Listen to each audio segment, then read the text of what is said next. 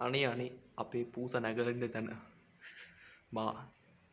මට මාළු කෑල්ලක්වත් හොයාගන්න මම බැලුවේ හරි ගියේ නෑ. එකනේ මම මේ කල්පනා කරේ මට කන්න අද මාළු කෑල්ලක්වත් නෑ වගේ.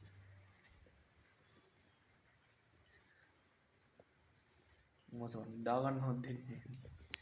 දැන් නම් මට කාලා නිදිමතයි. නිදා ගන්න යන්නේ.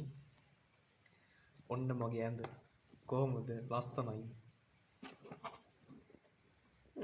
පොඩක් නිදා ගන්න කලින් ඇඟ හොදනත් ඉන්න ඕනේ. ඒ හින්දා ඉතින් නානවා.